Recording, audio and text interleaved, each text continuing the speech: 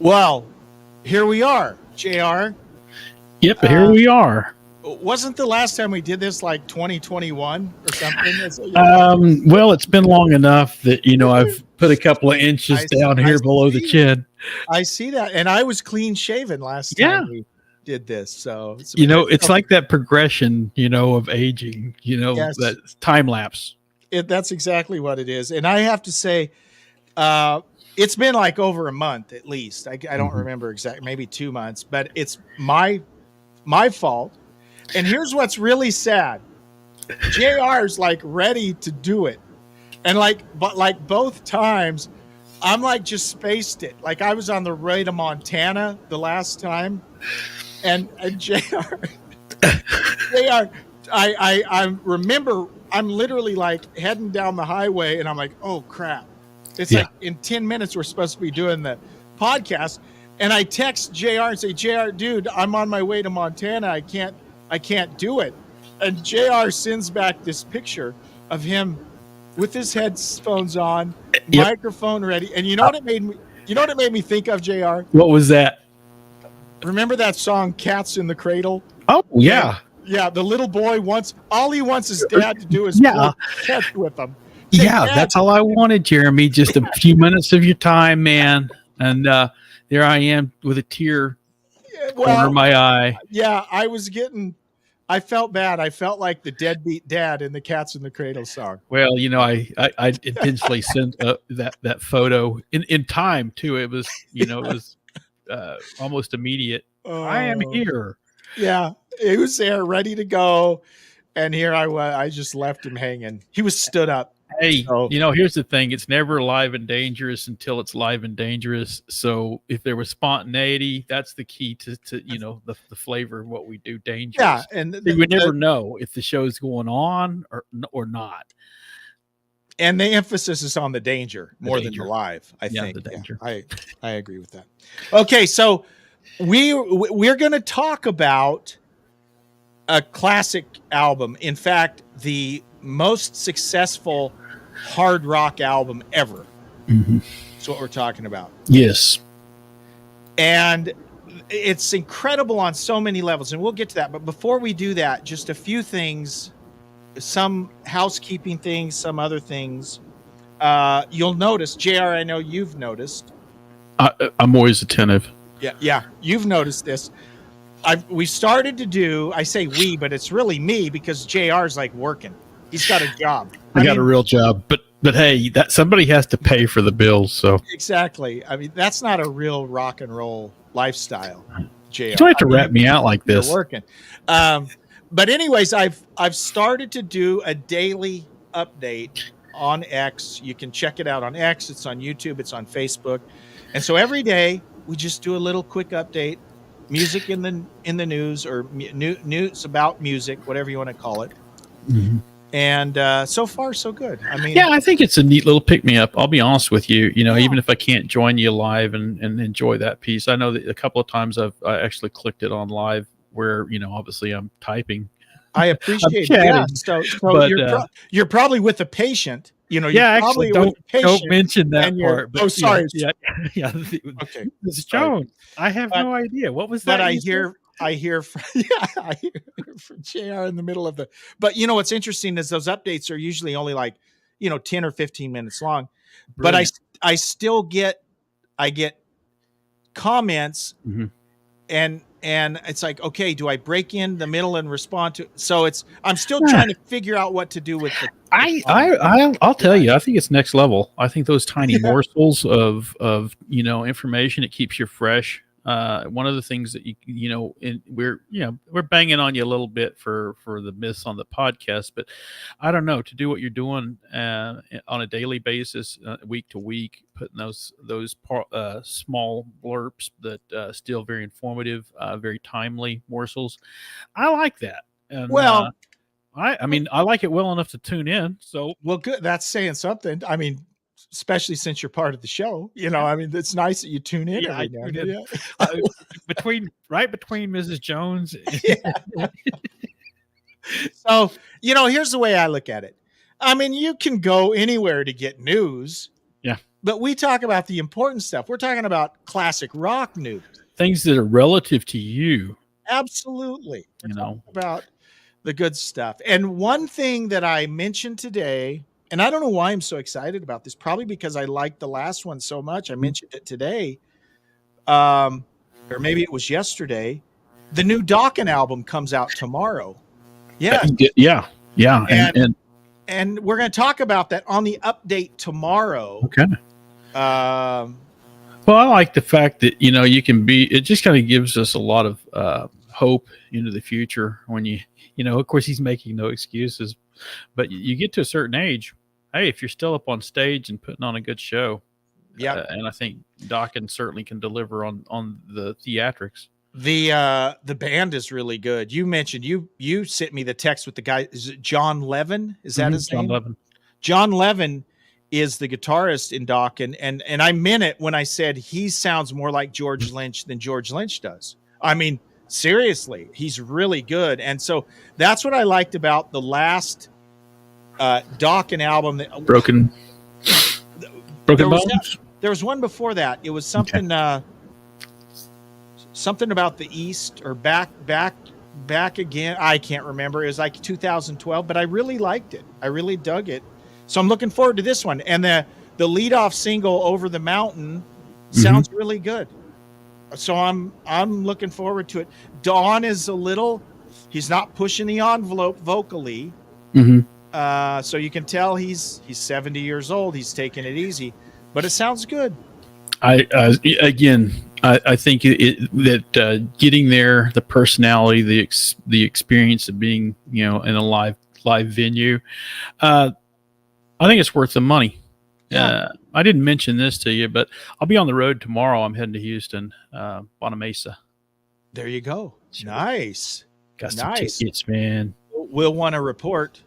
I will report back. I'll tell you that this will be my second pilgrimage to Houston for the similar concert. So who's there? Tell us what's going on. Basically it's him and his set. But last time he had again he had a lot of notoriety individuals.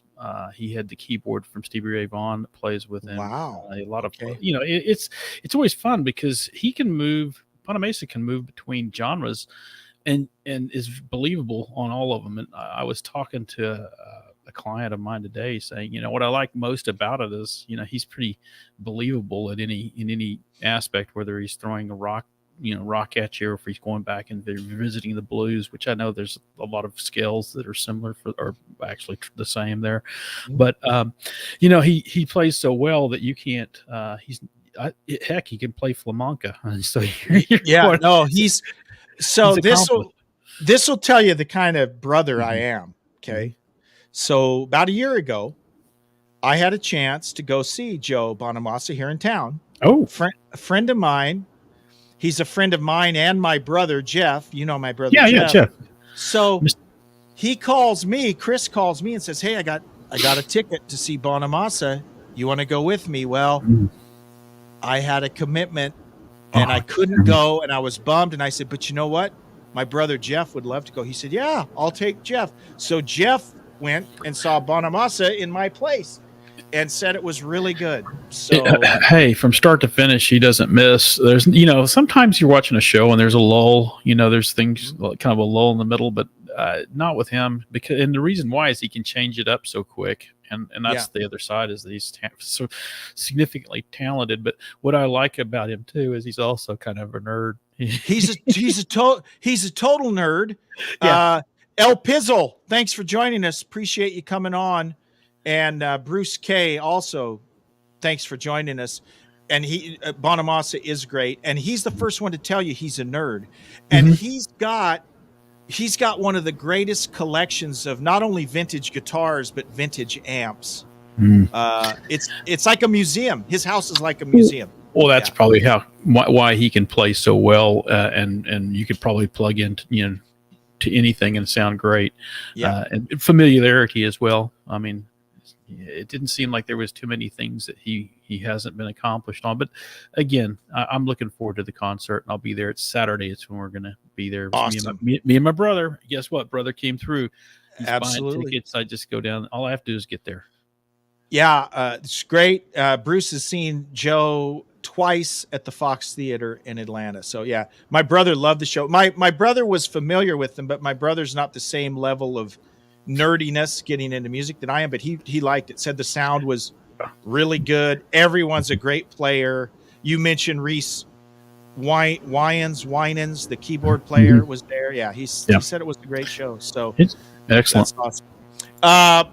By the way, our chat is open, or comments are open, whether you're on, if it works on Facebook. I can't remember. We were having problems with Facebook before, but on YouTube and Twitter or X, you should be able to put your comments in if you want to. Okay, now, when we come back, JR, we're going to dive into a phenomenal album from 1980, phenomenal history. It's an album that shouldn't have worked, but it did work. And we're going to talk about that when we come back. Okay, now we're back. Okay, we put that pause in there because I can edit it when we make the podcast. Isn't that clever? That's hey, you got to do the beauty of editing, right? Can you make me look any better though? Well, the technology's not there yet. It's not there. Not yet. Maybe a few years we can do it. We'll have a JR hologram. It'll be JR hologram of your, early 20s when you're in your so you've been shape. Been listening to the Rolling Stones comments as well. Exactly. Yeah. Yes. So awesome. So first I'm going to start with the question, JR. Ask it. Your first, that you can remember, your first exposure, not just to Back in Black, but to AC/DC. What's your first recollection of AC/DC? Well, 6th grade, cassette player. My buddy Keith Kosachoni, he was huge on AC/DC, but then my other buddy Robert Payne, big guy, got away with anything on purchases, and he got that tape fairly early, and in terms of coming out, because of course rural Oklahoma, you don't just get like just release, but no, he had that. I remember the I rushed in Back in Black was it, because the title track was, there was a lot of people release wise that I think may have gravitated to, like You Shook Me All Night Long, something like that. But Back in Black was, when I came on board, I guess that would have been later in the year, but December, somewhere in that time frame. And that's awesome. Yes, because I'm cheating and looking when it was released, but that would have been the first song that I remember, and I remember because of the beat, and you could dismiss some of the other language that might, because they're definitely colorful in their language of and lyric, but no, I came on board with Back in Black. I can tell you that it's one of those grinding, to a crescendo style riff and music that that's going to stick with you. So yeah, I liked it. It was. I'll tell you something that was kind of funny. I always equate AC/DC to that 79 and the 80 Trans Am from Smokey and the Bandit. It's kind of funny. Okay. I never could figure out why, but it works, right? Mm-hmm. If you saw the TA going down the road, you would almost expect Back in Black to be cranking out of it. No, I totally get that. Yeah, well, I think Smokey and the Bandit came out around the same time. The set, it was a little one before. Or two. Yeah, well, two. Two would have been. Yeah, but totally. And in Apache, Oklahoma, if you were hitting on all cylinders. If you had AC/DC, T-tops off on the Trans Am, and you're blaring down Main Street. You didn't have any money for anything else, but you were living large out on Main Street, and so that sort of thing kind of stands out, in my mind. That's awesome. I was thinking about and probably about the same time. There's something about 6th grade for me. Mm-hmm. 6th grade was when I was starting to pay attention to music and kind of forming my own musical opinions. And for me, the first My first exposure to AC/DC was actually not Back in Black. I can remember I lived on Fort Sill. This would have been like 79. Mm-hmm. And I'd always walk up to the PX, the Post Exchange, which is a big department store. Mm-hmm. And the records were cheap there. A new record was either $5.50 or $6.50. So they weren't very expensive. But I can remember the first time seeing AC/DC albums. I remember the Powerage album. Mm-hmm. And the one that stuck with me because it left mental scars was the If You Want Blood, You Got It album, where on the back, the guitar's jabbed into Angus's back and there's blood all over. I just remember thinking, who is this band? Who is this violent band? And, and of course, in Clean Cut Bible Belt of Oklahoma, Exactly. My mom would have had my height if she saw that. I would have never got an AC/DC album into the house with not the, at all cover art. Not at all. And then 7th grade wrapped up in summer of 1980. You and I both were at Central Junior High. Yep. For 7th grade, but we didn't know each other. Yeah, I was too cool for you. Yeah, you were cool. I was a nerd. But I left after that 7th grade. I moved to Montana. And then in Montana, again, I'm digging more into music. I really got into like Boston, and I heard Rush for the first time. And we used to have a long school bus ride. And actually, this probably wasn't until about 81. But I remember they would always play Back in Black on the school bus ride. So I was hearing Back in Black all the time at that time. Hell's Bells. I mean, the whole album, You'd have to be way in the back to hear that. If you was anywhere near the bus driver, you were going to get shut down. Our bus driver, this old guy named Glenn, he didn't even pay attention. He didn't know what was going on. But yeah, some of those songs, had an adult been paying attention, they probably would have made us turn it off. But I loved it. And then I joined the Columbia House Record Club. And I ordered, I'll admit it, right? When you're in 7th grade, the coolest song in the world was Big Balls, right? Off of Dirty Deeds. So I ordered Dirty Deeds. And of course I couldn't play that around my mom. You couldn't play. You could barely play it around your friends. Exactly. You couldn't play Big Balls or Love at First Feel, right, in front of your mom. Well, or your friend's mom. Yeah. No. So it's like, where do you go to listen? A bad idea. The back of the bus. Yeah, exactly. With a portable cassette player. That's right. It's one where you have the little 2 earwaxy plugs, and you split it with your friend. You have one earwax. Yeah, exactly. Yeah. That's how you did it back. That's how we rolled. This was pre-Walkman. Man, so, you really had to have a lot of commitment. But that was the exposure. Our exposures to AC/DC around the same time and probably very similar, but just played the heck out of that. Yeah, played it, listened to the back and forth. I think that I listened to every song on the album at some point, but never contiguously because of the fact that I always got stuck on AC/DC and would, back then you actually had to rewind the tape. Yeah, exactly. And it's like, oh, I love this. And then, do you remember when they came out with the auto rewind? You could actually do one track back and you didn't have to do it. See, that was rich people had that. See, I didn't have that. Yeah, rich people. Here's something I thought of. This was short-lived, late 80s. Remember the Kasingle? Remember the Kasingles? No, I don't remember that one. You don't? No. Remember how you could go buy a 45 record, right? And then they started selling. I remember I do remember the single. It came with a paper wrapper instead of a plastic one. Exactly. They shoved it in there and they sold it for more than what? In my 45 opinion. would be. Yeah. They were probably like $1.99 or $2.49 versus, at Kmart in 1982, I think it was 99 cents for a 45. So you could buy a 45 for 99 cents. But then you were old tech. You weren't cutting edge. No, I wasn't. But I just thought about that today, the Kasingle. I mean, they were only around for like 2 years and they were gone. Yeah. So here's what's fascinating about Back in Black. And think about this, okay? Mhm. Think about the odds here.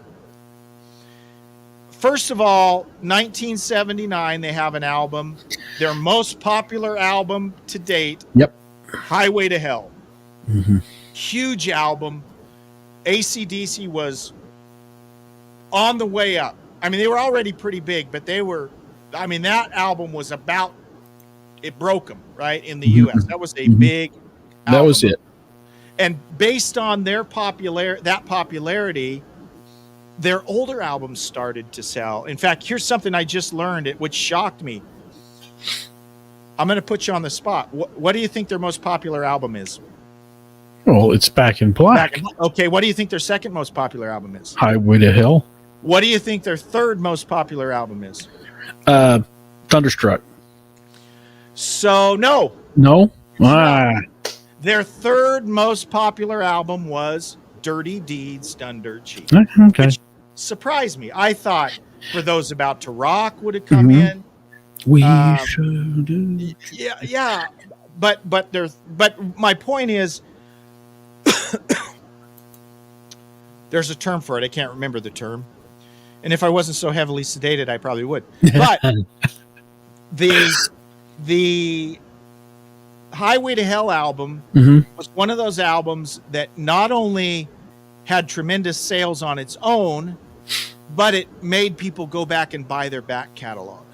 So the sales of Powerage and Let There Be Rock and Dirty Deeds, they all went up, way up, with the success of Highway to Hell.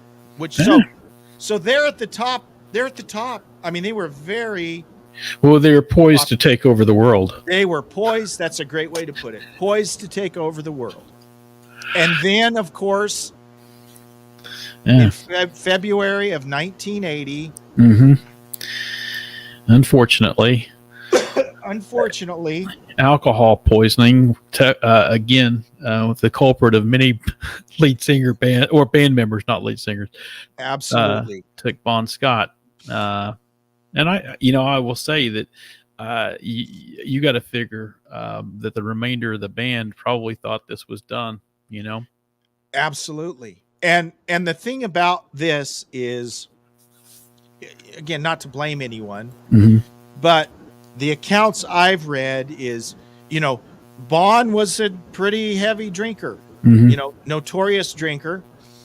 A friend left him, if I'm getting this right, sleeping in the car. He was passed out in the car, which was not an uncommon thing. It had happened before. His friend just rock and roll. Exactly. His friend just said, "Oh, he'll wake up in the morning." Except he didn't. But you wonder if things would have been handled differently. Maybe he would have not died. But he did. So let's think about the timeline here. February of 1980. He's doing what? They're riding high. Yep. Bon Scott just puts a punctuation on riding high and dies. And he dies. The band, I think you're exactly right. I think most of the band thought, well, that's the end of that. They did get together just a few days after his death. I think it was right after the funeral. They got together and they decided, we're going to continue. Bon would want us to continue, and we're going to continue. That's why I heard it. Yep. And I think that there's probably some truth that if you stop touring, you die. Both musically and in some cases, the guys, the most compelling aspect of their life is lived on stage. So that the show must go on. I really think there's probably some truth in that in all of entertainment.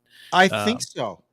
You think about it. And I don't mean to make fun of this but on a tour, there's structure, right? There's someone, there's a manager saying, come on, guys, we got to go, getting everyone out of the hotel room, get on the bus at 11, hit the road. In between, right? In between tours, in between recording sessions, I think you're exactly right. It's the downtime where they're kind of left to their own Mm-hmm. devices. I think that's what happened here. Yeah, It's I sad. think you're right, and it's a shame. But then the rebound of that, the boomerang, is what's the likelihood that you're going to be able to even come close? And if so, is the album really going to have the staying power? And I think that's the twist of where you're heading with this, Jeremy. Absolutely Is that is. this is the odds were stacked against them for Back in Black to actually do anything or perform at the level of expectation, simply because how could you replace Bon Scott?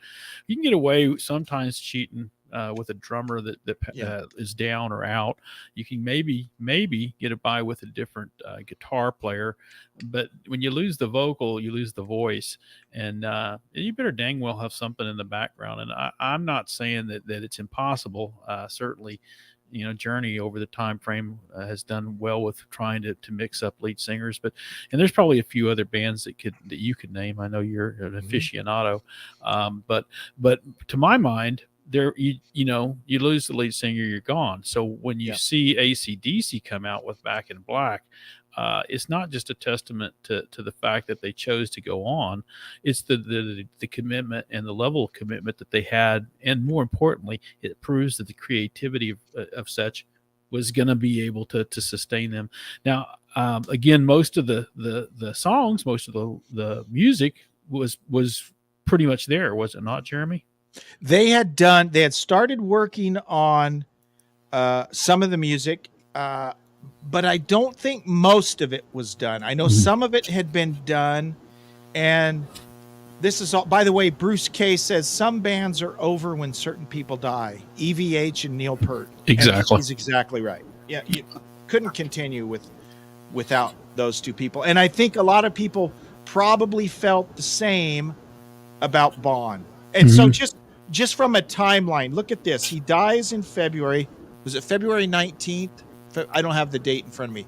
He dies in February. They're in the studio by April. Now, the story, if I'm remembering it, you would think if I was more prepared, I would have read all this. March 29th. March 29th, they find a lead. Okay, so do you know the story about? Tell us a little about Brian. What was Brian doing? First of all, he was actually he had been in Geordie. I think it was called Geordie. But he was living with his parents. He had given up. He'd not given up per se on life, but given up on the fact that he was the going rock and roll to make dream. a hit. Yeah, and working as a mechanic, I believe. Exactly, and I think that was the family trade. But again, from his standpoint, he thought, this is behind me, and it's kind of like the idea that and that's the big piece, is he wasn't working on any projects, so he was free. So my understanding was that he got one of the producers had a relationship, knew of him from the time singing with Geordie, and recommended recommended. I think there's this Brian guy, and keep in mind, I think that the rock scene was enough that everyone kind of knew everyone, but you didn't know that the puzzles would piece together in such the way that it did. And I don't think that Brian Johnson actually thought he could plug into that, and so he was dismissive of his own talent, but he went anyway because they had asked to, hey, come down, we want to hear you, and again, he was surprised that he was, just in the idea that here I'm an old man, these guys are young, they're upcoming, and rock and roll is kind of benched on the cornerstone of youth. And so he really was dismissive, and maybe that was the relaxed state. I think he actually says the fact that he was so relaxed going in that the pressure wasn't. It would have been pressure on someone younger, but he was a journeyman, and because of that, he had the kind of voice that synced in, and they knew. They knew right away, I think, because he was ready to go back home. Well, yeah, and I think he had I got nothing to lose attitude. Yeah, I think you're exactly right. And did they audition other people, JR? I think they did. Okay. You know, I don't remember the playlist on that, but yeah, they had other people. But that I think that was the point that made it dismal for the bandmates, is that they hadn't heard a voice that stood.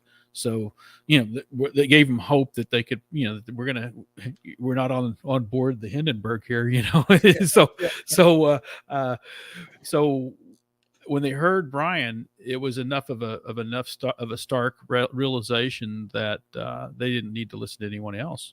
I know Yeah. after that. So He was the guy. They had him mhm. come in.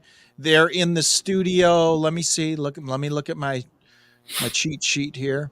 They recorded it in April and May of 1980. Mhm. Of course, Mutt Lang, the famous Mutt Lang, is the producer. Yeah. Um, and here's what fascinates me. You listen to Back in Black, you listen to Highway to Hell.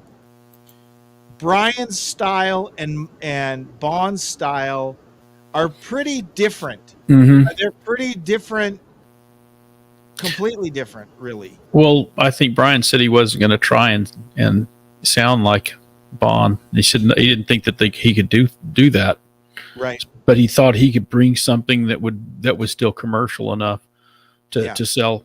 And obviously he was right.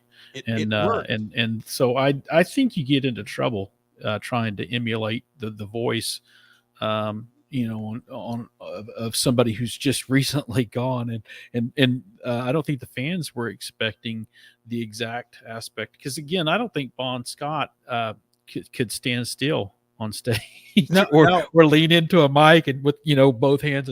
He no. seemed to be all over kind He of, was all and over. so they, you know, kind of rip your shirt off and run around half naked on stage. So here's what's similar about both of them, right? Mhm. If you go back and listen to a Geordie album, I'm trying to remember because I've gone back and listened to Geordie, and I'm not sure that if I didn't know it was Brian Johnson, I'm not sure that I'd be able to tell it was Brian Johnson, because we're used to the Brian Johnson we hear, "Wah!" You know, that Brian Johnson sound. Well, in Mhm. Geordie, he's singing, right? He's more singing. Mhm. Mhm. He's not the heavy metal, or not. You know what I'm saying? Yeah, He's not the Brian Johnson. the genre didn't rest on a gravelly voice. He Exactly. actually was trying to articulate in a way that we would think traditional singing is. Yeah. It And would and and there's, you know, again, to frame that correctly, I think that you know, probably the band was more aligned to that too. yeah, Geordie was a power pop band, right? Mhm. Mhm. There's actually some pretty good guitar playing, but it's definitely more of a pop vein than what AC/DC was doing. Now, here's what's funny. Bon Scott had also come from a very loungy pop type band before AC/DC as well. Ah. So it's funny to go back and watch these old clips of like seeing Bon Scott when he was like in leisure suits, you know, singing total pop stuff. Um, so and as you were talking about, you know, we're talking about them being so different, and Brian's idea was, I'm not going to try and sound like Bon. I'm a different Mhm. person. I think of another band that was very successful with the same formula. That's Van Halen. Oh yeah. Sammy comes in and he says, I'm not going to be Dave. I'm a different person. And he was a different person. When And when very Ronnie successful. when Ronnie Dio replaced Ozzy in Black Mhm. Sabbath, he said, I'm a different person than Ozzy. I'm going to do my own thing. So there's 3 examples of bands that were successful with new lead singers. Okay. Um, it's interesting. It's It, interesting. it's interesting, and I think that you know, the things that you touch on there, the maybe there's natural progressions. Again, when you correlate Bon Scott and maybe the natural thing from that kind of pop, more commercial I mean, maybe then maybe the natural progression is to something that's okay. I can diverge, especially Brian, who's a journeyman. He's probably had toyed around with a lot of different sounds before settling on where he was as an accomplished vocalist at that time. So he thought his career was over, but the thing is, he had the virtue of having experience. Yeah. So I don't think I don't think that he had ruined any of his vocal capacity at that point. So Yeah. yeah, who knows? But whatever he tapped into was hugely successful. And when he delivered, to a sixth grade adolescent, gave me chills.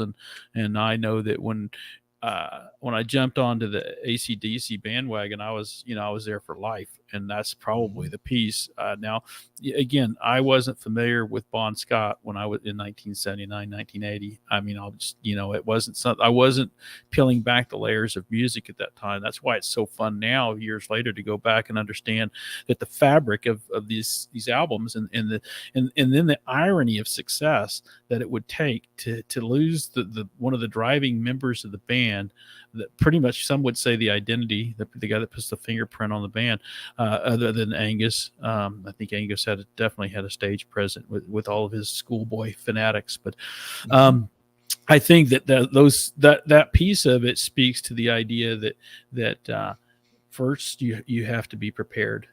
Then you have to have an opportunity. You can't have success without those two components: preparation and not often preparation and then opportunity. So Bon, his passing gave Brian an opportunity that he probably was not likely to ever have, and he maximized on it. And so he brought his A game. It shows. And then here we are talking about it. A band who's re-released that album maybe four or five times in different it's the same album, Right. Remastered, mind you, but each time it hits on a re-release, it climbs the charts, it sells. Yep. And so and can you name too many bands that will remaster the album and resell it and almost enjoy the same success?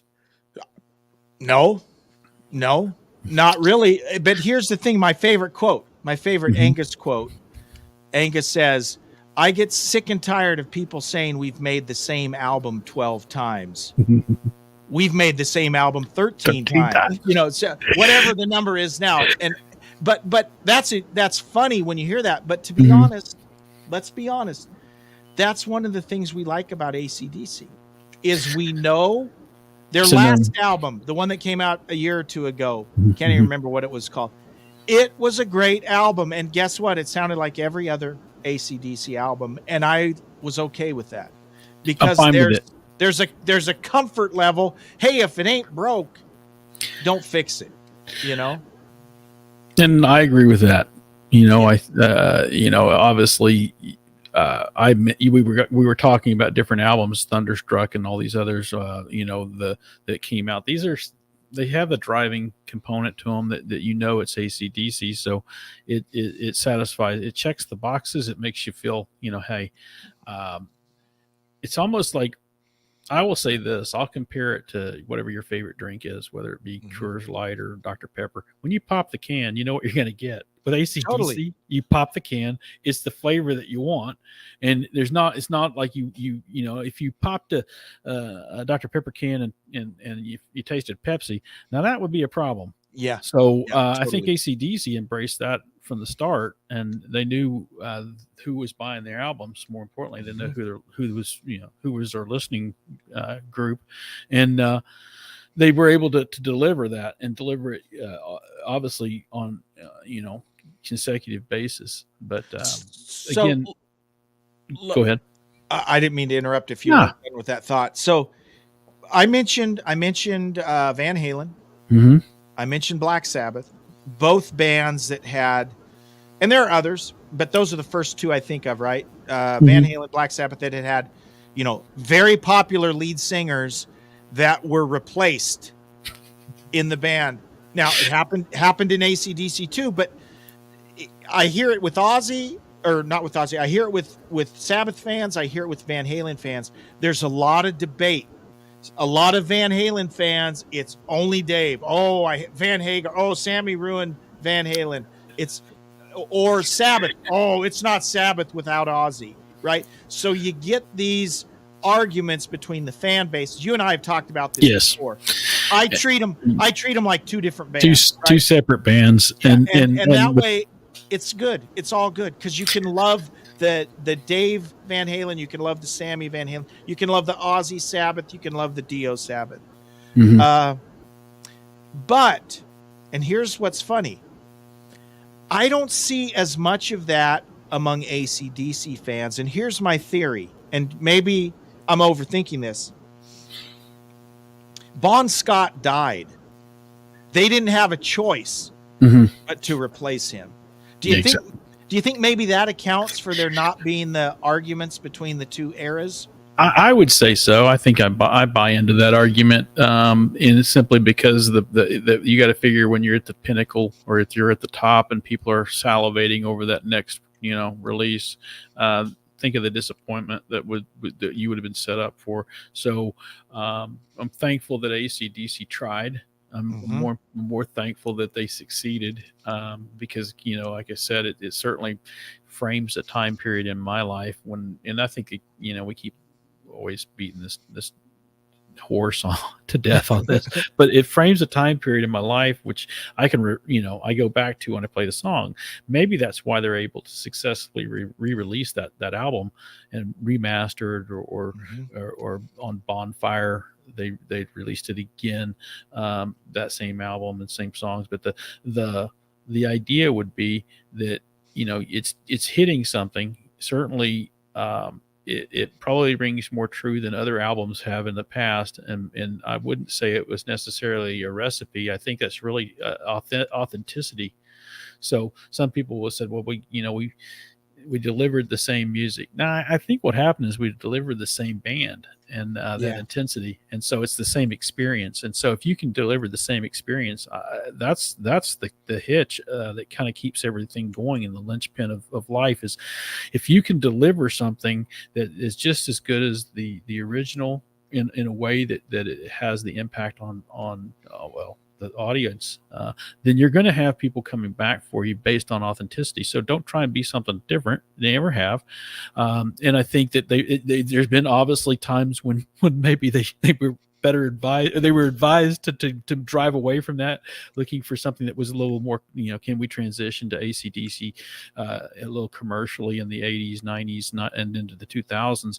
Well, I don't think they ever betrayed their sound. No, they have even, I mean, you look at Angus's guitar sound, right? I mean, it's pretty much, it's an SG into a Marshall, right? Some would argue that Mutt Lange had a lot to do with that sound.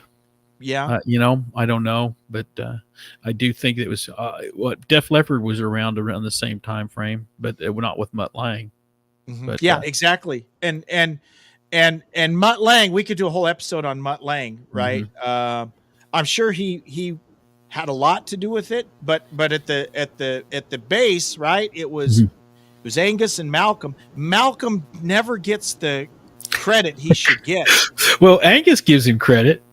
Angus does, but Malcolm was the guy that came up with the riffs, and then it was Angus's job he'd play the solos and he'd do the show, right? And Malcolm's just right back there at the back of the stage holding things down. But he was the guy, he was the guy.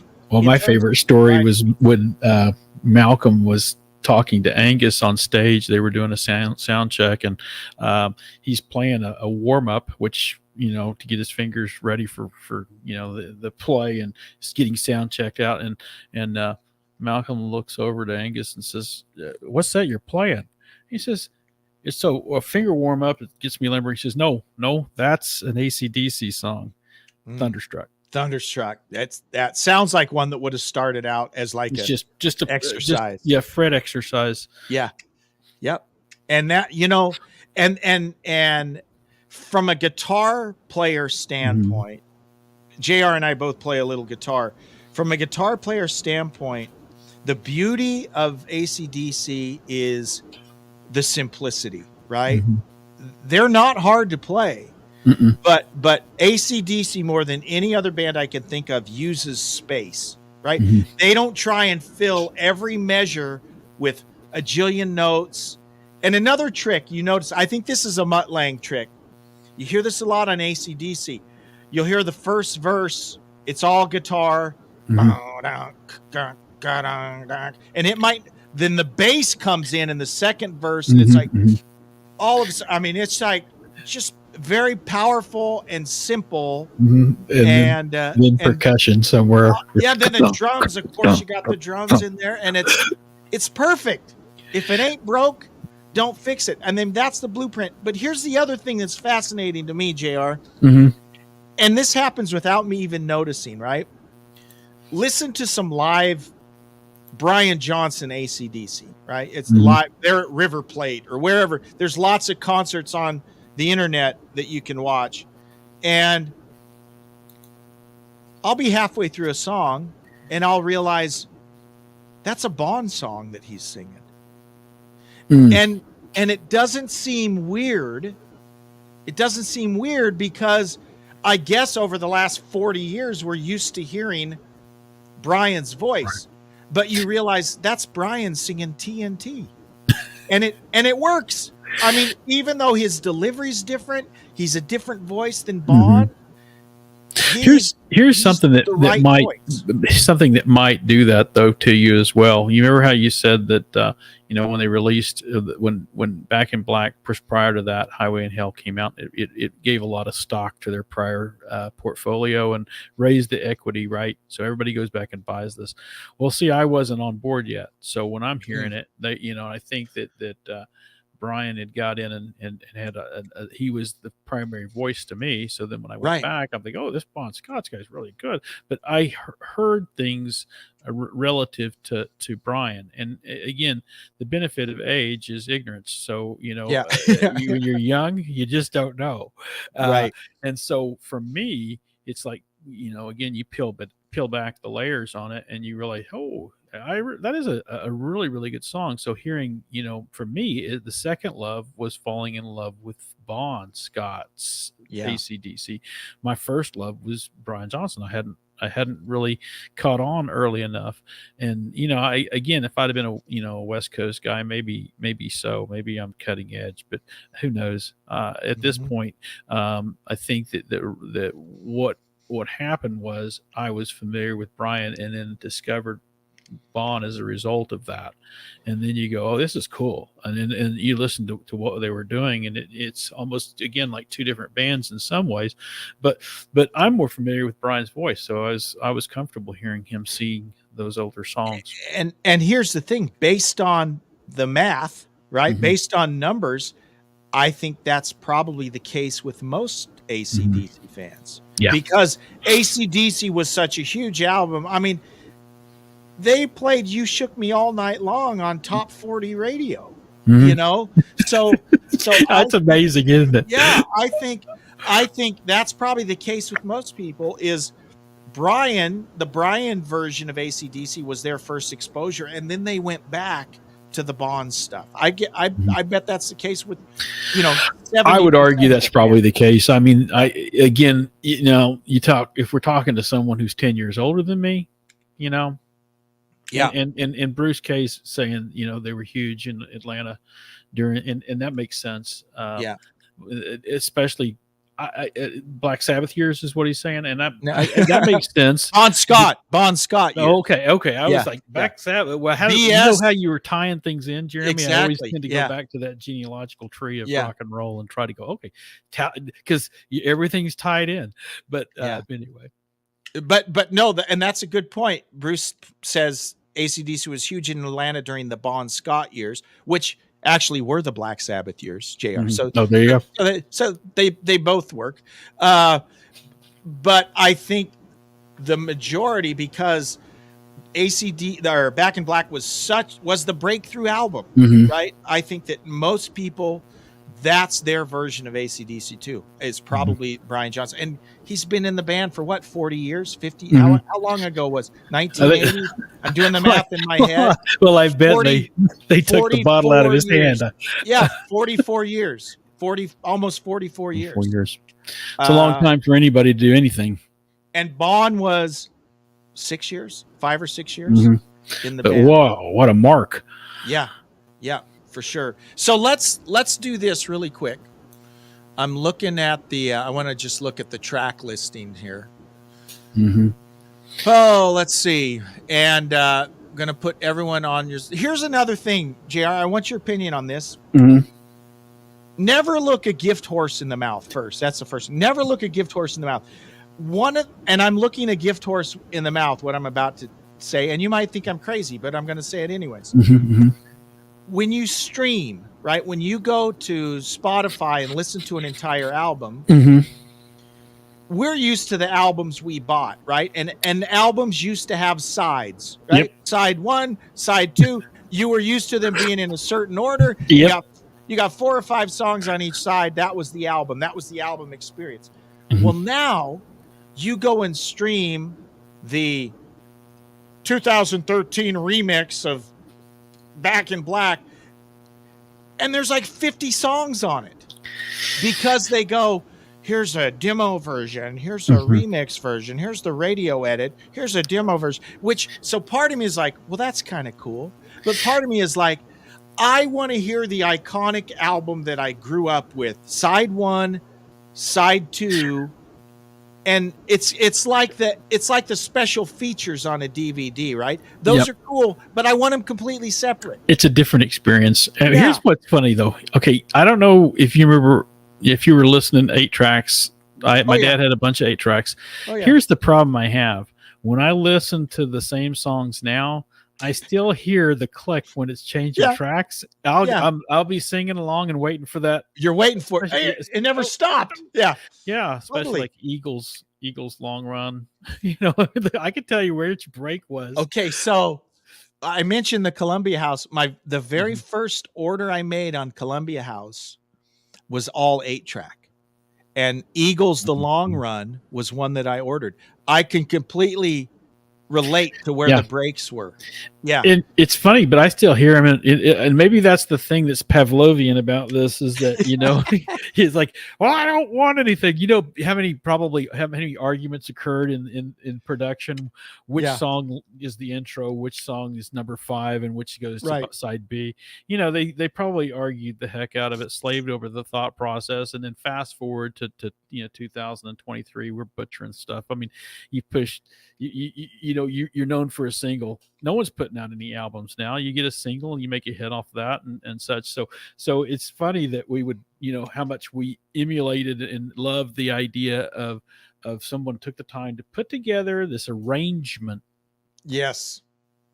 And Styx was definitely an arranged album. If you listen to Styx, totally. AC/DC might have been the same way. Would it be any different if it started with a different song than Hell's Bells to start off that album? You'd think, and I know there's limitations because you only got so much tape, right? But you'd think they'd try and work it to where the tracks wouldn't switch over in the middle of a song. But they would switch over right in the middle of a song. And it's funny because the volume would go down, and you're going like, "Who's touching the volume?" And it come back up. It goes right back up. But dude, that was fun. I mean, that was definitely the late '70s, mid '70s, and early '80s. And then remember, my next order, I started ordering cassettes then, and then on the cassettes, I remember on Women and Children First, the Van Halen cassette I ordered from the record club.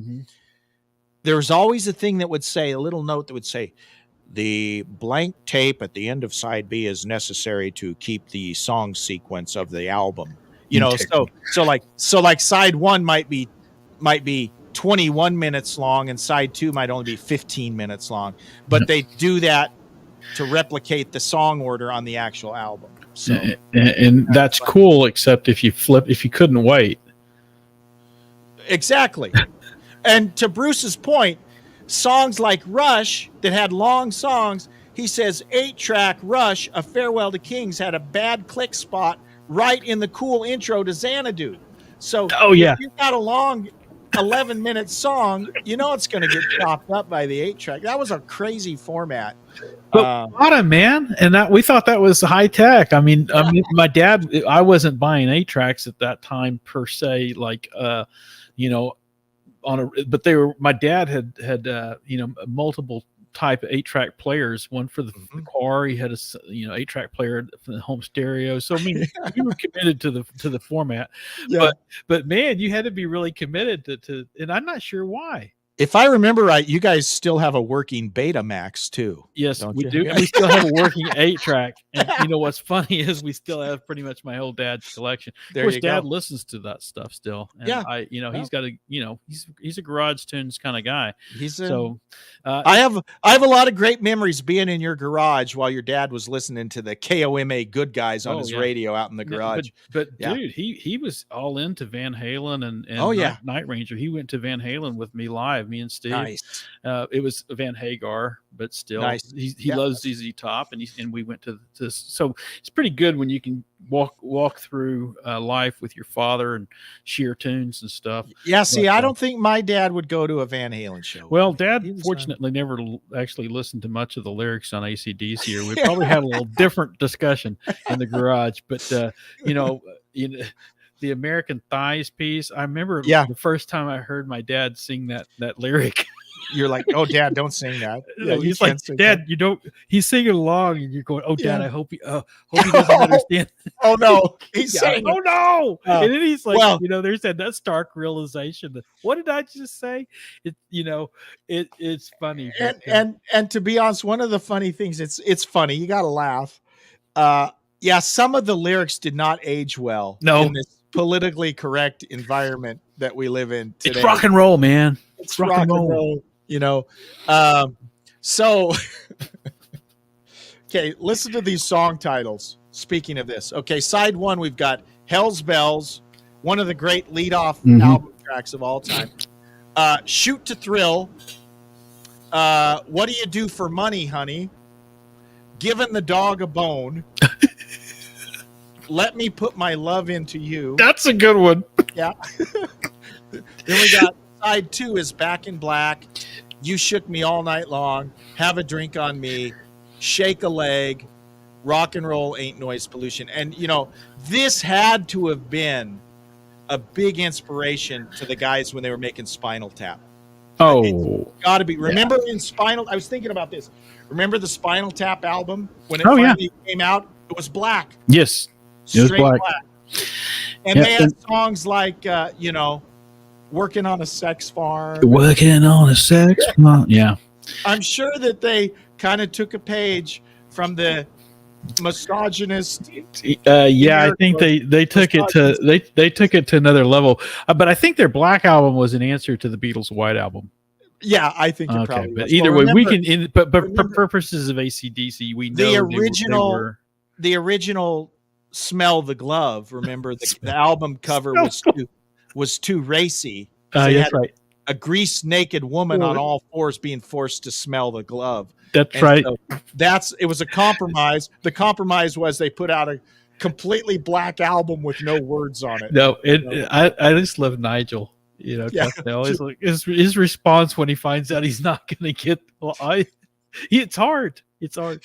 He's not going to get the cover he wants. I almost could see Angus. Yeah, totally. So putting you on the spot. Mm-hmm. What are your? You always do. Well, I know that's why I wanted you on, so I had someone to put on the spot all the time. There you go. What are your favorite songs off of this album? Well, again, I've made the statement Back in Black. That had to be the hook that caught the fish, right? So yeah, okay.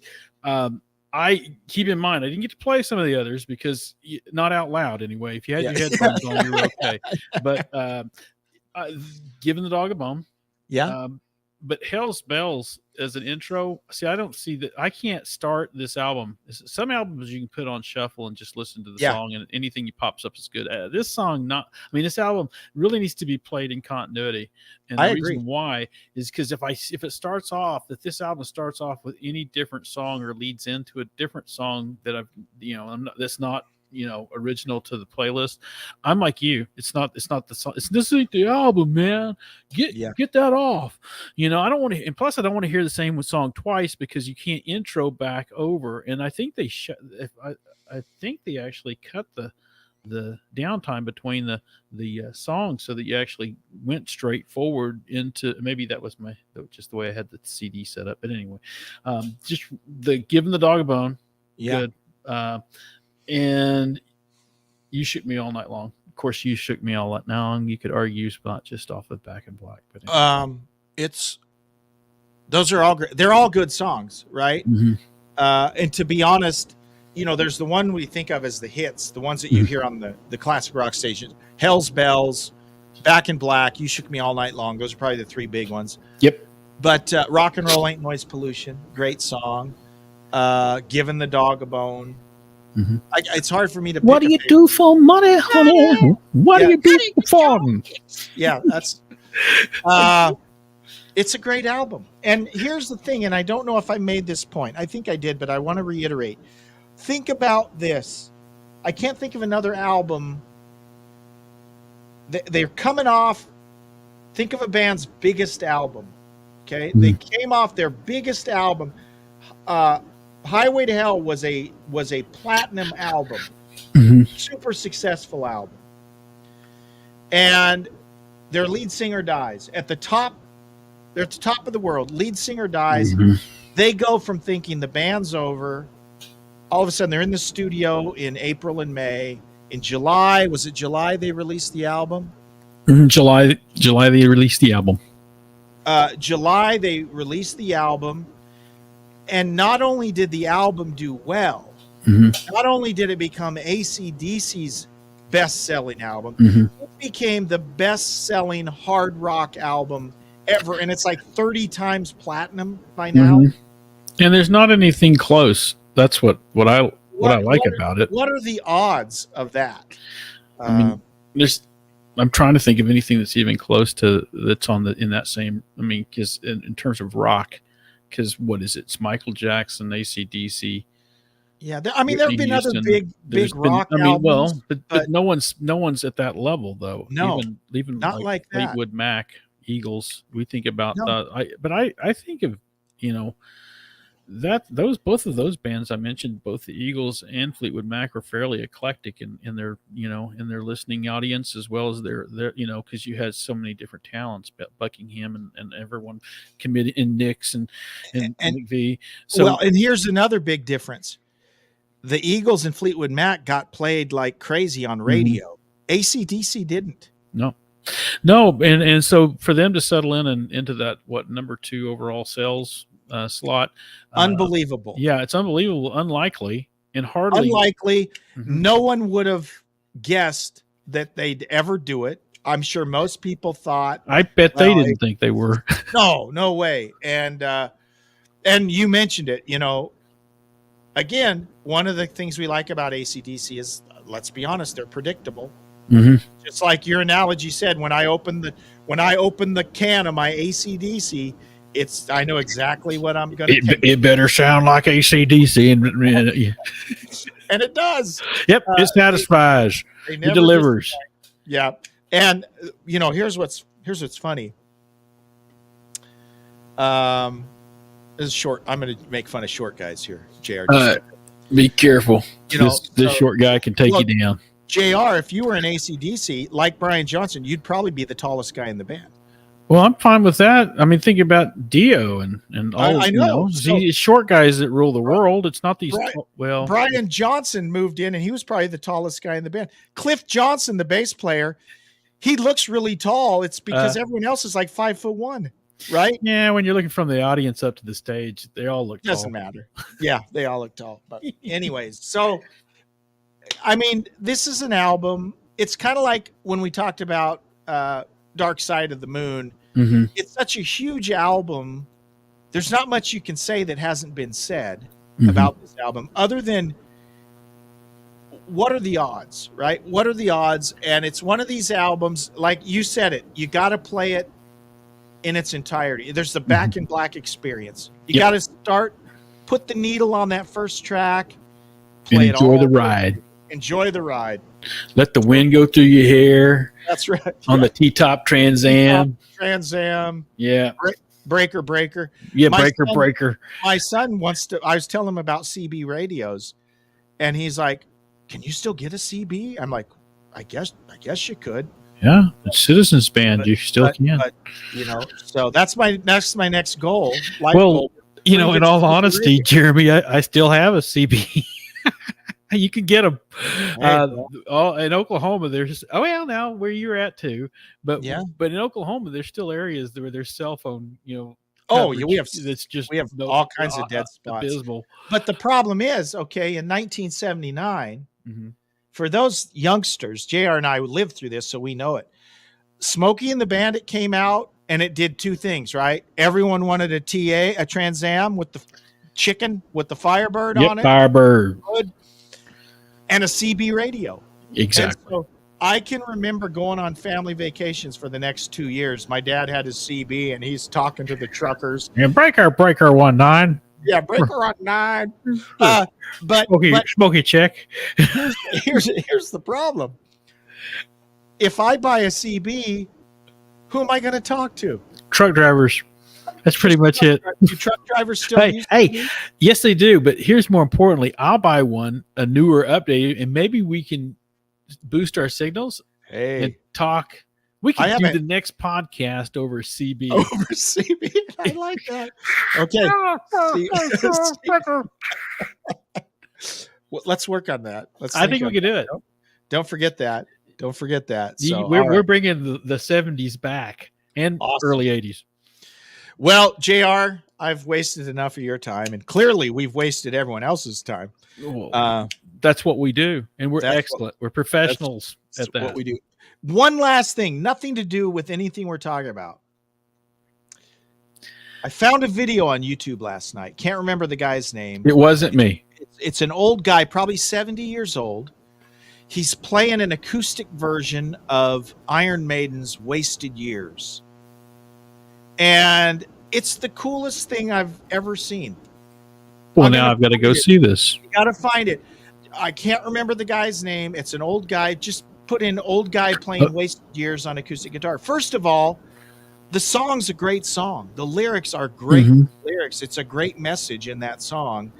But to see this guy who's like 70 years old playing it and singing it, for someone who didn't know it was an Iron Maiden song, my folks would probably hear that song and think, that's such a beautiful song. Anyways, check it out. I will. That's a good morsel to leave on. Check it out. And with that, thank you so much for tuning in. Follow us on Twitter, X. We're at Classic Guitar R1, at Classic Guitar R1. And you can always email us at classicguitarrock@mail.com. Classicguitarrock@mail.com. JR, as always. Always fun, Jeremy. Thank you. And thanks to all of you listening. Appreciate it. Certainly. Take care. Live long and prosper. See ya. Nanu. No, wrong. Yeah. Live long and prosper. We'll see you.